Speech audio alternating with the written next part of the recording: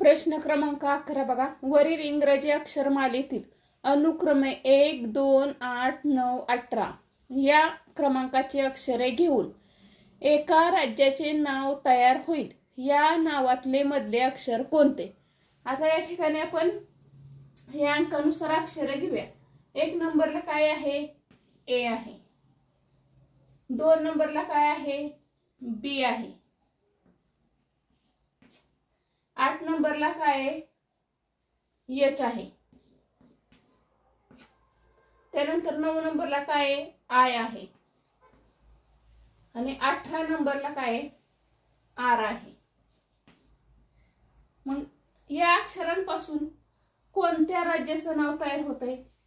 तर बिहार.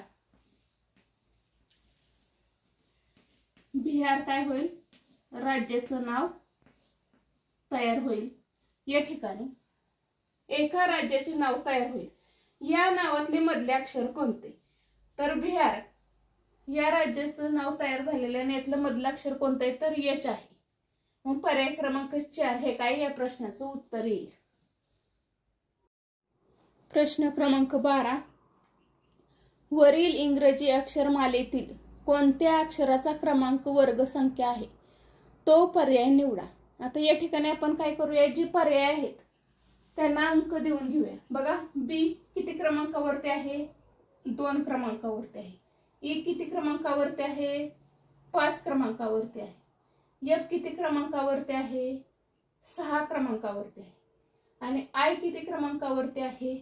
तर 9 या क्रमांकावरती आहे.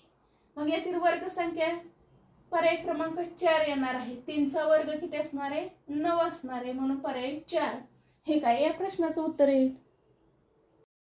प्रश्न क्रमांक 13. वरील इंग्रजी अक्षरमालेतील प्रत्येक गटातील पहिले व शेवटचे अक्षर काढून तयार झालेल्या नवीन अक्षरमालेतील मधले अक्षर कोणते? आता या ठिकाणी आपल्याला काय सांगितलंय? पहिले आणि शेवटचे अक्षर काढून नवीन अक्षरमाला तयार करायची आणि त्यातली मधले अक्षर कोणते हे सांगायचं आहे. तर बघा, पहिले आणि शेवटचे अक्षर काढून नवीन अक्षरमाला तयार होईल. B, C, D.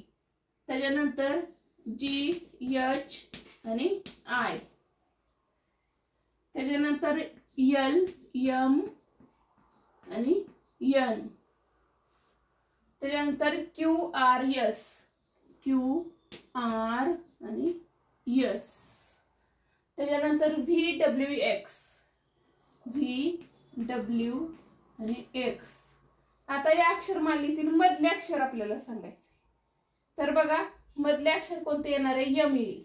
मग पर्याय क्रमांक 2 हे काय या प्रश्नाचं उत्तर आहे. प्रश्न क्रमांक 14 पहा. वरील इंग्रजी अक्षरमालेत एफ आणि यू या अक्षरांच्या दरम्यान जेवढी अक्षरे आहेत तेवढीच अक्षरे पर्यायातील कोणत्या 2 अक्षराच्या दरम्यान आहेत? आता आपण पहिल्यांदा काय करूया? एफ आणि यू.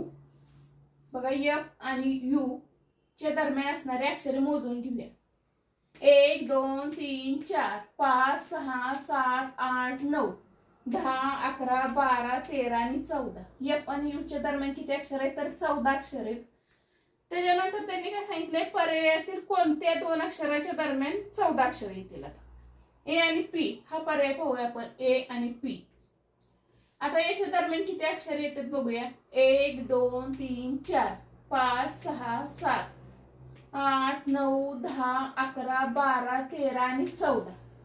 म्हणजे ए आणि पी च्या दरम्यान पण किती अक्षर येतात? तर 14 अक्षर येतात. म्हणून पर्याय क्रमांक 1 हे काय तर या प्रश्नाचं उत्तर आहे. त्यामुळे पुढील पर्याय पाहणं काय तर गरजेचं नाहीये. प्रश्न क्रमांक 15 पहा. वरील इंग्रजी अक्षरमालेतील प्रत्येक गटातील मधले अक्षर घेऊन तयार झालेल्या नवीन अक्षरमालेतील डावीकडून दुसरे अक्षर कोणते? आता ही जी अक्षरमाला दिली त्यातली मधले अक्षर आपल्याला घ्यायचे. या ठिकाणी मध्ये कोणतं अक्षर आहे? सी आहे. त्याच्यानंतर या ठिकाणी एच आहे. या ठिकाणी एम आहे. या ठिकाणी आर आहे. या ठिकाणी डब्ल्यू आहे. आता हे जी नवीन अक्षरमाला तयार झालेली त्या अक्षरमालेच्या डावीकडून दुसरे अक्षर कोणते? आता डावीकडून म्हटलं की आपल्या डाव्या हाताला आणि उजवीकडून म्हटलं की उजव्या हाताला. मग डावीकडून म्हटल्यानंतर दुसरे अक्षर म्हटल्यानंतर कोण येईल? तर यच येईल. डावीकडून दुसरे अक्षर कोणते येईल? यच येईल. म्हणून पर्याय क्रमांक 4 हे काय तर या प्रश्नाचं उत्तर आहे.